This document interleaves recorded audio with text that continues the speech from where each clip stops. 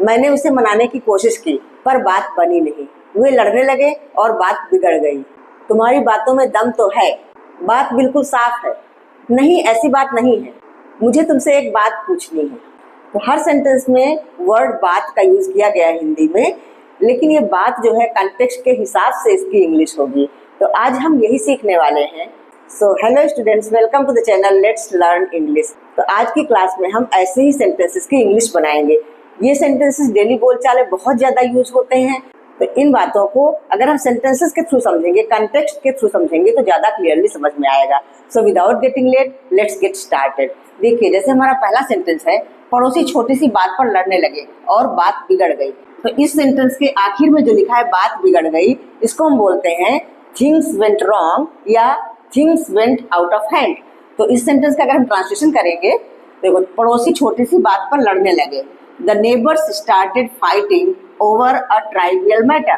Trivial matter मतलब छोटी सी बात पर। तो इसका ट्रांसलेशन इस तरह से होगा, the neighbours started fighting over a trivial matter and things went wrong या things went out of hand. तो चलिए लिख लेते हैं, the neighbours started fighting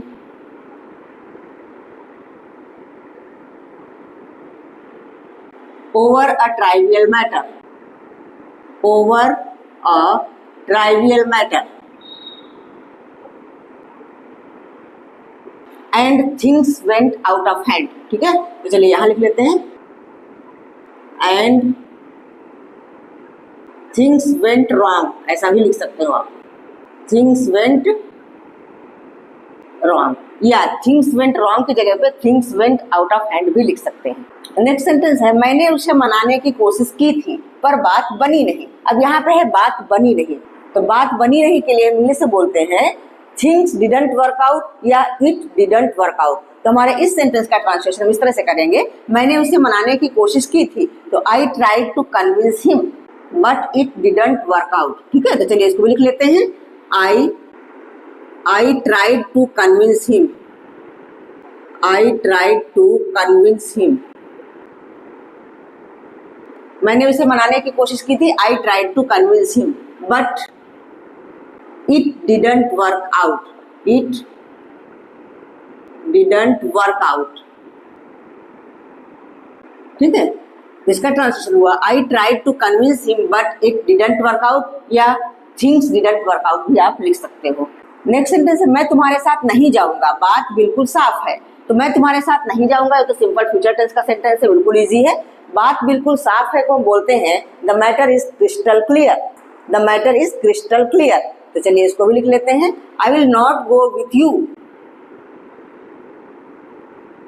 I will not go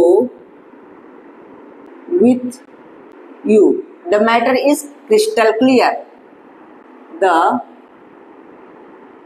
matter is crystal clear. इस सेंटेंस का ट्रांसलेशन हो गया, I will not go with you, the matter is crystal clear. बात बिल्कुल साफ है, मतलब अब मुझे ले जाने की कोशिश मत करो, मैंने ना कह दिया तो कह दिया, बात बिल्कुल साफ है। ठीक है, नेक्स्ट सेंटेंस है, तुम्हें लगता है कि मैं तुमसे नाराज हूँ, नहीं ऐसी बात नहीं है। नहीं ऐसी बात नहीं है को हम बोलते हैं no it's not like that या no it's nothing like that. तो इसका भी ट्रांसलेशन कर लेते हैं, you think I am angry with you, नहीं ऐसी बात नहीं है, no it's not like that या इट्स नथिंग लाइक दैट। तो चलिए लिख लेते हैं, यू थिंक, कॉमा लगाया या दैट भी लगा सकते हो, यहाँ पे कॉमा की जगह पे दैट लगाओगे तो कॉमा नहीं लगेगा। You think I am angry with you, I am angry with you, नहीं ऐसी बात नहीं है, no it's nothing like that, no it's nothing like that,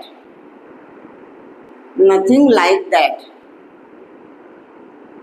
ठीक है, इसका हो गया, you think I am angry with you, no it's nothing like that. Next है, मैं तुमसे सहमत हूँ, तुम्हारी बात में दम तो है। तो यहाँ पे आ गया तुम्हारी बात में दम तो है।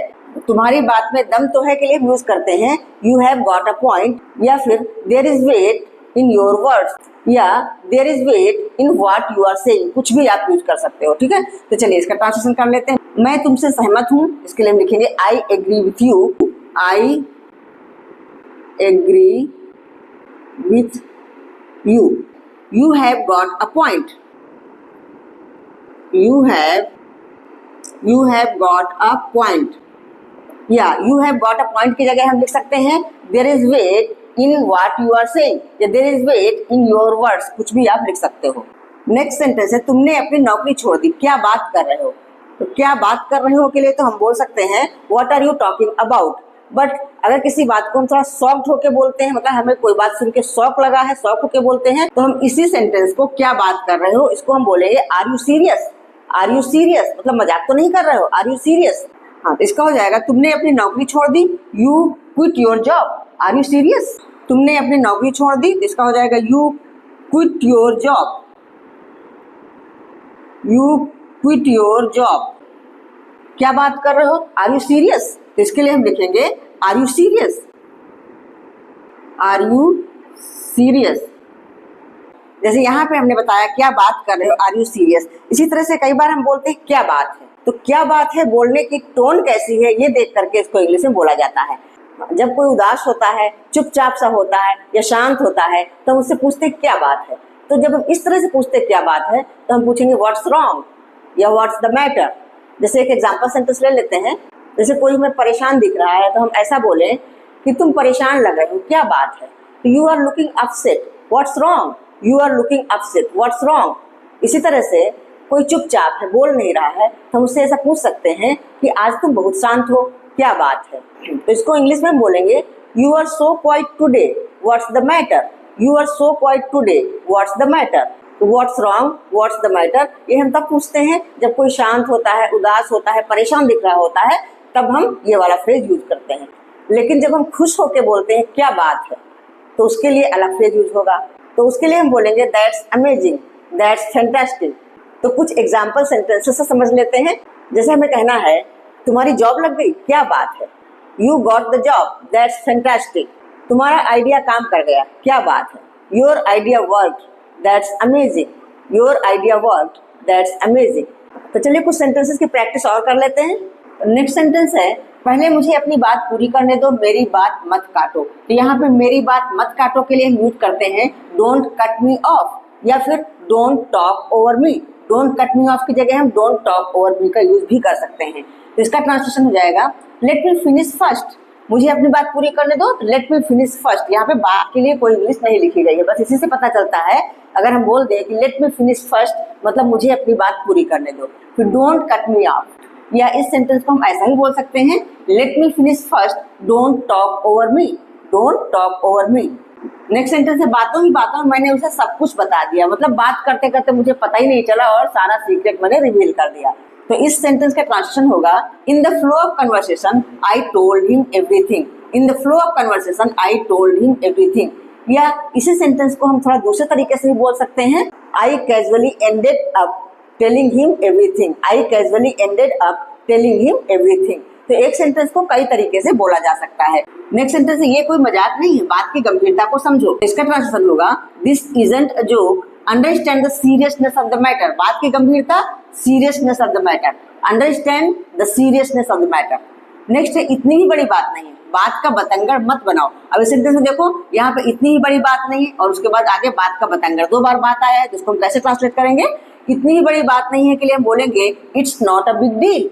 It's not a big deal, don't make a फस अबाउट इट। बात का बतंगड़ मत बनाओ, डोंट मेक अ फस अबाउट इट। नेक्स्ट सेंटेंस है मुझे बेकार की बातें पसंद नहीं है। तो इसको मैंने ऐसे ट्रांसलेट किया है I am not into useless chatter. I am not into useless chatter. इसको हम सिंपली ऐसा ही बोल सकते हैं I don't like useless chatter. I don't like useless chatter. तो यहाँ पे आई डोंट लाइक को आई एम नॉट इनटू से रिप्लेस किया गया है। तो एडवांस इंग्लिश में आई लाइक इट को आई एम इनटू इट भी बोला जाता है। जैसे मुझे क्रिकेट पसंद है तो उसको सिंपल में बोलेंगे आई लाइक क्रिकेट, और अगर थोड़ा एडवांस बोलना है तो आई एम इनटू क्रिकेट। मुझे मूवीज पसंद है तो आई लाइक मूवीज, या आप बोल सकते हो आई एम इनटू मूवीज। तो इस सेंटेंस में पसंद नहीं है इसके लिए मैंने यूज किया I am not into useless chatter. बेकार की बात है, यूजलेस चैटर। नेक्स्ट सेंटेंस शुरू करने के पहले मुझे एक बात पूछनी है। मुझे एक बात पूछनी है वो हम दो तरीके से बोल सकते हैं। एक तो मैंने यहाँ यूज किया है, I have a question for you, या I want to ask something. I want to ask something भी यूज कर सकते हैं। तो शुरू करने के पहले मुझे एक बात पूछनी है, इसका ट्रांसलेशन हुआ before we start I have a question for you. Next sentence, एक कदम और, बस बात खत्म। एक कदम और, just one more step and that's all. Just one more step and that's all, या दैट्स इट भी यूज कर सकते हैं। दैट्स ऑल की जगह पे दैट्स इट का यूज भी हो सकता है। तो ये वर्ड बात यूज करके तो और भी बहुत सारे सेंटेंसेस हम बोल सकते हैं। जैसे मुझसे बात करो, टॉक टू मी, बिल्कुल सिंपल सा सेंटेंस है। मेरी बात मान लो, accept what I am saying. Accept what I am saying, तुमने बात तो सही कही है। You said the right thing, और योर पॉइंट इज वैलिड, ऐसा भी बोल सकते हैं। You said the right thing और योर पॉइंट इज वैलिड, तुम हमेशा बेकार की बातें करते हो। You always talk nonsense. You always talk nonsense, वो बात बात पर गुस्सा हो जाती है। सी gets angry over small things, या she gets angry over every little things. तो आई होप आप लोगों को वीडियो अच्छा लगा होगा, सारे सेंटेंसेस भी समझ में आए होंगे। Now it's your turn. छोटी छोटी बातों पर गुस्सा मत किया करो। इसकी इंग्लिश क्या होगी कमेंट सेक्शन में लिख करके जरूर बताना। That's all for today. See you soon in the next video with some more useful sentences. Till then keep learning, keep practising. Bye bye.